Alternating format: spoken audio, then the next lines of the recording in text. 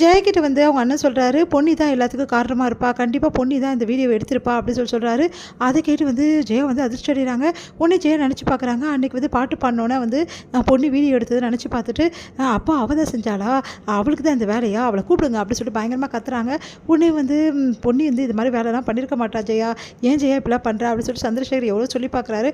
ஆனால் ஜெயா கேட்க மாட்டேன், நீங்கள் அமைதியாக இருங்க, உங்களுக்கு எதுவும் தெரியாது, நான் கண் கூட அவள் வீடியோ எடுத்ததை நானே பார்த்தேன், அப்போ இந்த வீடியோவும் அவள் தான் எடுத்திருப்பா, அன்றைக்கி அவள் தான் வந்து கார்டனில் இருந்தா, கார்டன்லேருந்து தான் வீடியோ எடுத்திருக்காங்கன்னு சொல்கிறாங்க அப்படின்னோடனே உடனே வந்து சந்திரசேகர் இல்லை அப்படிலாம் பண்ணியிருக்க மாட்டா, நீங்கள் அமைதியாக இருக்கீங்களா, உங்கள் மருமகளை சொன்னால் உங்களுக்கு கோவம் பொத்துன்னு வந்துடுமே, எனக்கு தெரியும் அவள் பண்ணுறாளா பண்ணிருப்பாளான்னு சொல்லிட்டு அப்படின்னு சொல்லிட்டு உடனே கூப்பிட்றாங்க. பொன்னி வராங்க, நீ தான் வீடியோ எடுத்தியா அப்படின்னோடனே இல்லை நான் எங்கே எடுத்த அப்படின்னு சொல்கிறாங்க.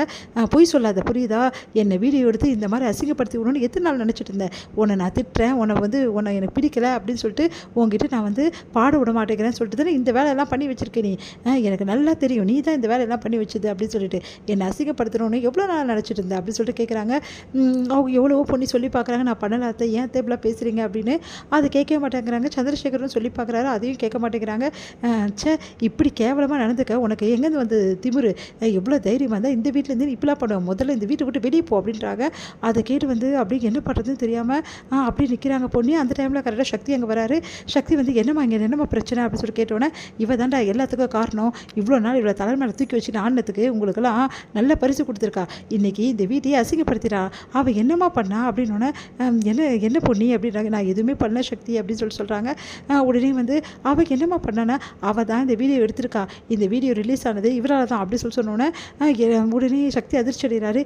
இதை யார் சொன்னது உங்களுக்கு, யார் சொல்லணும், அன்னைக்கு வந்து பாடிட்டு இருக்கும்போது இவ தானே வீடியோ எடுத்தா, அப்போ இந்த வீடியோ இவ தான் எடுத்திருப்பா, வேறு யார் இருந்தால் கார்டன்லேருந்து எடுத்திருக்காங்கன்னு சொல்கிறாங்க.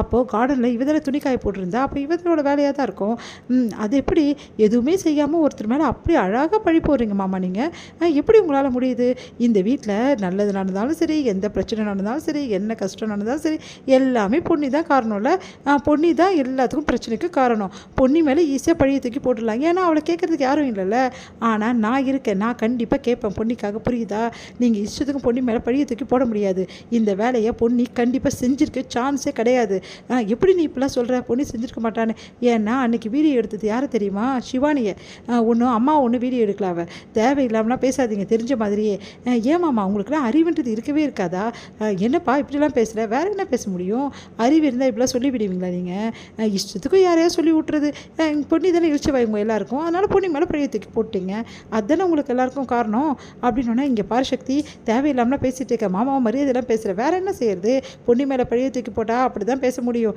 இப்போ என்னம்மா உங்களுக்கு இதை யார் செஞ்சதுன்னு தெரியணும், அவ்வளோதானே, கண்டிப்பாக நான் கண்டுபிடிக்கிறேன் இந்த விஷயத்தை, பொன்னிக்காகவே நான் கண்டுபிடிக்கிறேன், பொன்னி மேலே எப்படி நீங்கள் பழிய தூக்கி போட்டிங்களோ எல்லாரும், கண்டிப்பாக இந்த விஷயத்தை நான் கண்டுபிடிக்கிறேன், யார் உங்களுக்கு இப்படி பண்ணது, யார் இந்த வேலையெல்லாம் செஞ்சது எல்லாத்தையும் கண்டுபிடிச்சி நிரூபிக்கிறேன்னு சொல்கிறாரு சக்தி. நீ வா பொன்னி போகலாம் அப்படின்னு சொல்லிட்டு பொன்னியை கூட்டிகிட்டு போகிறாரு. இதெல்லாம் பார்க்குற பிரீத்தியும் வந்து ஜெயாக்கும் செம்ம கடுப்பாக இருக்குது. இதோட முடியுது.